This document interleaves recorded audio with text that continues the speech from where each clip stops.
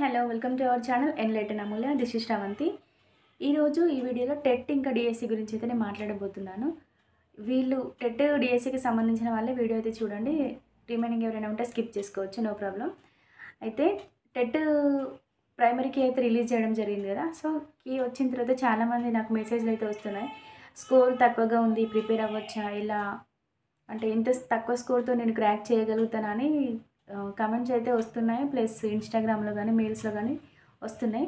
So టెట్లో తక్కువ score వచ్చిందని మీరు బాధపడే వాళ్ళు ఇంకా కొంతమంది పాపం క్వాలిఫై కూడా కాలేదంట. సో ఎవరైతే మన స్టేట్ టెట్లో క్వాలిఫై కాలేదో మీరు ఒక్కసారి సీటెట్ని అటెంప్ట్ చేసి చూడండి. Compare to state TET, CTET అనేది చాలా ఈజీగా ఉంటుంది. అంటే మనం అనుకుంటాం క్వశ్చన్స్ ఇంగ్లీష్లో ఉంటాయి కావచ్చు అని అనుకుంటాం, కానీ మనం ఇప్పుడు డిగ్రీ బీఎడ్ చేసినామంటే మొత్తానికి ఇంగ్లీష్ రాకుండా అయితే ఎవరు ఉండరు, చదువు రాకుండా ఉండరు, అవునా? సో మనం ఆ వర్డ్స్ని ఈజీగా ఐడెంటిఫై చేయగలుగుతాం. మీరు ఒకసారి సైకాలజీ చదివేటప్పుడు టర్మ్స్ కొన్ని ఇంగ్లీష్లో కూడా ఉంటాయి కదా, అవి గుర్తుపెట్టుకునే ప్రయత్నం చేసుకోండి. ఇంగ్లీష్ ఎట్లయినా ఇంగ్లీషే ఉంటుంది. ఇప్పుడు మన స్టేట్ టెట్లో తెలుగు అయితే కవులు, రచయితలు అవన్నీ చదవాల్సి ఉంటుంది, కానీ సీటెట్లో అలా ఏం ఉండదు. జస్ట్ సెకండ్ లాంగ్వేజ్ పర్పస్లో ఇస్తాడు కాబట్టి ప్యాసేజ్లు ఇంకా పోయమ్స్ అట్లనే ఉంటాయి. ఇంకా గ్రామర్ పార్ట్ ఉంటుంది. గ్రామర్ పార్ట్ మనం చిన్నప్పటి నుండి చదువుతూనే ఉంటాం కాబట్టి చేస్తాం. ఒకవేళ గ్రామర్ పార్ట్ మీద గ్రిప్ లేని వాళ్ళు ఎవరైనా ఉన్నా గ్రామర్ని మాత్రం చదువుకోండి.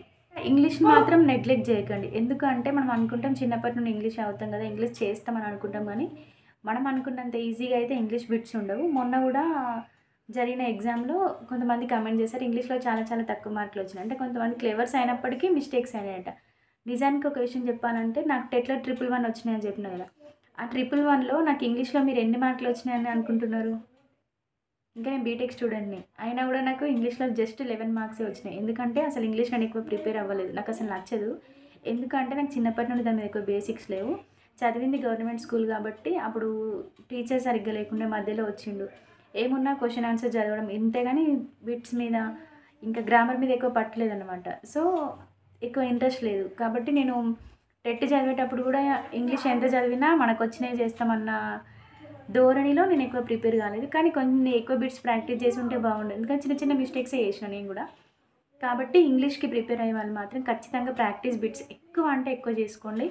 మోడల్ పేపర్ని తీసుకోండి, ఒక టెస్ట్ మోడల్ పేపర్ తీసుకొని, అంటే మీకు ఒకటేసారి మోడల్ పేపర్ ఒక పేపర్ 150 క్వశ్చన్స్ సాల్వ్ చేయడం కష్టం అనిపిస్తే ఒక 10 పేపర్స్ తీసుకున్నారనుకోండి, ఒకరోజు మొత్తం ఇంగ్లీషే వేసుకోండి. 30 క్వశ్చన్స్ ఉంటాయి కదా, ఇంకా మెథడాలజీ కూడా 6 పక్కన పెట్టేసి ఒక పేపర్లో 24 ఇంగ్లీష్ క్వశ్చన్స్ ఉంటాయి కదా, అట్లా డైలీ ఒక 3-4 పేపర్స్ చేసుకోండి. సో డైలీ ఒక 100 క్వశ్చన్స్ ప్రాక్టీస్ అయిపోతాయి. వచ్చిన బిట్స్ రిపీట్ అవుతూ ఉంటే మీరు చేసి అలవాటు అవుతుంది. ఎవరైతే టెట్ ఎగ్జామ్ రాస్తున్నారో ఇంగ్లీష్ని మాత్రం నెగ్లెక్ట్ చేయకండి. ఇంగ్లీష్లో చాలామందికి స్కోర్ రావట్లేదు, అన్నీ తెలిసినట్టే అనిపిస్తే, కానీ ల్యాక్ ఆఫ్ ప్రాక్టీస్ వల్ల మనం కరెక్ట్ చేయలేకపోతాం. సో చూసుకోండి, ఇంగ్లీష్ మీద ఎక్కువ కాన్సన్ట్రేట్ చేయండి, ఓకేనా? ఇంకా సీటెట్లో ఏముంటుందంటే సైకాలజీ తెలుగులో ఉండాల్సింది కాస్త ఇంగ్లీష్లో ఉంటాయి. కొన్ని చూసుకోండి, కొన్ని మనకి ఈజీగా అర్థమైపోతాయి. అంటే సిద్ధాంతాలు అవి ఉంటాయి కదా, నేమ్స్ అవన్నీ అట్లనే ఉంటాయి, నౌన్స్తో ఏం ప్రాబ్లం లేదు. కానీ కొన్ని వర్డ్స్ ఇప్పుడు మన stages of child development stages ఉంటాయి కదా, అందులో కొన్ని వర్డ్స్ డిఫరెంట్గా ఉంటాయి. ఆ వర్డ్స్నే గుర్తుపెట్టుకోండి. ఇక రిమైనింగ్ అంటే మనం చేయగలుగుతాం. ఇంకా ఎన్విరాన్మెంటల్ స్టడీస్ ఉంటుంది కదా, అంటే మనకి మ్యాథ్స్ అండ్ ఏముంటుంది బయోసైన్స్ ఉంటుంది మన మ్యాథ్స్ వాళ్ళకైతే. సో చూసుకోండి అది కూడా. మ్యాథ్స్ కూడా బాగా టఫ్ ఏం రాదు, 10th సిలబస్ వరకే వస్తుంది. మ్యాథ్స్ కూడా స్టేట్ టెట్ కన్నా నాకు సీటెటే ఈజీ అనిపించింది. మ్యాథ్స్ ప్రాబ్లమ్స్ బాగానే ఉంటుంది. బయోసైన్స్, ఫిజిక్స్, కెమిస్ట్రీ మనం ఎట్లయినా చదవాల్సిందే. ఏదో ఒకటి లీవ్ వేసుకోండి, నో ప్రాబ్లం. క్వాలిఫై డెఫినెట్గా అవుతారు. సీటెట్ని మీరు ఒకసారి అటెంప్ట్ చేసి చూడండి. ఎవరైతే స్టేటెట్ క్వాలిఫై కాలేదు అనుకున్న వాళ్ళు కొంచెం ఎఫర్ట్ పెట్టి సీటెట్ చదువుకోండి, ఈజీగా క్వాలిఫై అవుతారు. ఎవరైతే స్టేట్ లెట్లో తక్కువ మార్క్స్ వచ్చినాయని ఫీల్ అవుతున్నారో వాళ్ళు కూడా ఒక్కసారి సీటెట్ రాసి చూడండి. టెట్కి ఎలా అయితే ప్రిపేర్ అయ్యారో అదే లెవెల్లో ప్రిపేర్ అవ్వండి, మీకు ఖచ్చితంగా ఎక్కువ స్కోర్ వస్తుంది. కంపేర్ టు స్టేట్ టెట్, సీటెట్లో మీకు స్కోర్ ఎక్కువగా వస్తుంది. కొద్దిమంది డిఎస్సి కొట్టిన వాళ్ళలో స్టేట్ టెట్ కన్నా సీటెట్ ఎక్కువ స్కోర్ ఉన్న వాళ్ళు ఉన్నారు. 120, 125 వరకు కూడా సీటెట్లో స్కోర్ చేసిన వాళ్ళు ఉన్నారు. అంటే మనం కూడా ఖచ్చితంగా స్కోర్ చేయగలం, ఎప్పుడు ప్రాపర్ ప్లానింగ్తో చదువుకొని మంచిగా ప్రాక్టీస్ చేసినప్పుడు మాత్రమే. ఊరికే ఎవరికి మార్కులు రావు మనం అనుకుంటాం, కానీ మనం ఎంత చదువుతామో ఆ కష్టానికి తగినట్టే మన రిజల్ట్స్ ఉంటుంది తప్ప వేరే విధంగా ఉండదు. సో చదవడంలో మాత్రం నెగ్లెక్ట్ చేయకండి, ఓకేనా. మళ్ళీ ఇంకొకటి ఏంటంటే, నేను టెట్టే క్వాలిఫై కాలేకపోయాను, టెట్లోనే తక్కువ మార్కులు వచ్చినాయి, డిఎస్సి క్రాక్ చేయగలనా అని కొందరు క్వశ్చన్స్ అడుగుతున్నారు. టెట్కి డిఎస్సికి సంబంధం లేదండి. ఎందుకంటే మన డిఎస్సిలో మన సబ్జెక్ట్లో స్కూల్ అసిస్టెంట్లో మన కన్సర్న్ సబ్జెక్ట్ ఉంటుంది కాబట్టి మనం దానిలో పర్ఫెక్ట్ ఉంటాం. కానీ అందరూ అన్ని సబ్జెక్టులో పర్ఫెక్ట్గా ఉండాలని రూల్ ఏం లేదు. ఇప్పుడు మనం ఫర్ ఎగ్జాంపుల్ శ్రీనివాస రామానుజన్ తీసుకుంటే మ్యాథ్స్లో పర్ఫెక్ట్ ఉంటాడు, బట్ డిఫరెంట్ ఇంకా వేరే వేరే సబ్జెక్ట్స్ వచ్చా రావు, అయినప్పటికీ మ్యాథ్స్లో కింగ్ తను, అవునా. అట్లనే మనం కూడా స్కూల్ అసిస్టెంట్లో ఎవరైతే మన సబ్జెక్ట్ పర్టికులర్ సబ్జెక్ట్ మీద చదివి ఉంటామో మనకి ఆ సబ్జెక్ట్ మీద మంచి గ్రిప్ ఉంటుంది, బేసిక్స్ కూడా ఉంటాయి. కానీ అన్ని సబ్జెక్ట్ మీద గ్రిప్స్ కానీ బేసిక్ కానీ ఇంట్రెస్ట్ కానీ ఉండాల్సిన అవసరం లేదు. జస్ట్ టెట్ని క్వాలిఫైయింగ్ మార్క్స్ లాగానే కన్సిడర్ చేసుకోండి. నాకు 100 మార్క్స్ లేవు, 110 మార్క్స్ లేవని అసలు అపోహలకు వెళ్ళొద్దు. నాకు జాబ్ కాదు అని వేరే వేరే ఆలోచనలు అయితే పెట్టుకోకండి. క్వాలిఫైయింగ్ మార్క్స్ లాగానే ట్రీట్ చేయండి. ఎందుకంటే టెట్ 20 ఉంటే డిఎస్సి 80 ఉంది. మనకు జాబ్ రావాలంటే 70 to 80 మధ్య రావాలి. అంటే ఆ 80లో కూడా మనం 70 తెచ్చుకోవచ్చు ఎప్పుడు బాగా కష్టపడితే, అవునా.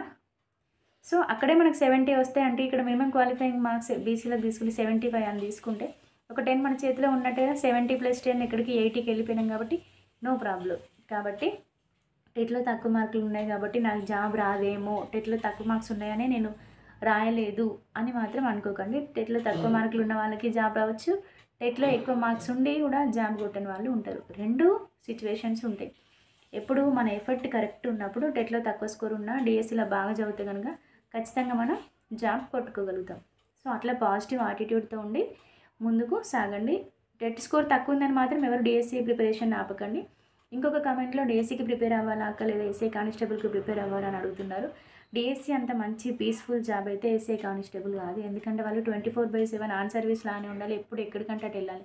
అఫ్కోర్స్ అందులో కూడా డిఫరెంట్ డిపార్ట్మెంట్స్ ఉంటాయి అనుకోండి, అది వేరే విషయం. ఏదేమైనప్పటికీ మనం పీస్ఫుల్ లైఫ్ గడపాలంటే మాత్రం ఖచ్చితంగా మనకి స్కూల్ అసిస్టెంట్ మించిన మంచి జాబ్ లేదు. సొసైటీలో రెస్పెక్ట్ ఉంటుంది, శాలరీస్ ఉంటాయి, మంచి పేరు, పిల్లలతో ఉండొచ్చు, ఫ్యామిలీని చూసుకోవచ్చు, అన్ని రకాలుగా మంచి జాబ్. అంటే కంపేర్ టు స్కూల్ అంటే ఎస్ఐ అండ్ కానిస్టేబుల్ అంటే మళ్ళీ పెద్ద కాంట్రవర్సీ అయితే చేయకండి. అంటే కొంతమందికి కానిస్టేబుల్ ఎస్ఐ కావాలని ఉంటుంది, అది కావాలనుకున్న వాళ్ళ ఇష్టం. ఎవరైతే బీఎడ్ చేసిన వాళ్ళు కానిస్టేబుల్కి ప్రిపేర్ అవ్వాలనుకుంటున్నారో వాళ్ళ విషయం చెప్తున్నా. నార్మల్గా ఒక డిగ్రీ ఉన్న వాళ్ళు బీఎడ్ లేకపోతే ఖచ్చితంగా వాళ్ళు ఎస్ఐ కానిస్టేబుల్గా చేస్తారు, అది వేరే విషయం అనుకోండి. సో బీఎడ్ ఉండి టెట్ క్వాలిఫై అయ్యి కూడా టెట్లో తక్కువ స్కోర్ ఉందని ఈ డిఎస్సికి ప్రిపేర్ కాకుండా కానిస్టేబుల్కి ప్రిపేర్ అవుతా అని అనుకున్న వాళ్ళు కానిస్టేబుల్కి ప్రిపేర్ కాకండి. ఒకవేళ నేను ఎస్ఐ జాబ్ కొడతా అనుకున్న వాళ్ళు ఎస్ఐకి ప్రిపేర్ అవ్వండి, కానీ కానిస్టేబుల్కి మాత్రం ప్రిపేర్ అవ్వకండి. కానిస్టేబుల్ చాలా రిస్కీ జాబ్ అనమాట. సో కొంచెం మన కంఫర్ట్ కూడా చూసుకోవాలి కదా, మనమే కాదు మన మీద ఆధారపడి మన ఫ్యామిలీ కూడా ఉంటుంది కాబట్టి అన్నీ ఆలోచించి మంచి డెసిషన్ తీసుకోండి. Hope you like this video. If you like this video please like, share and comment, and don't forget to subscribe our channel Enlighten Amulya. Thank you.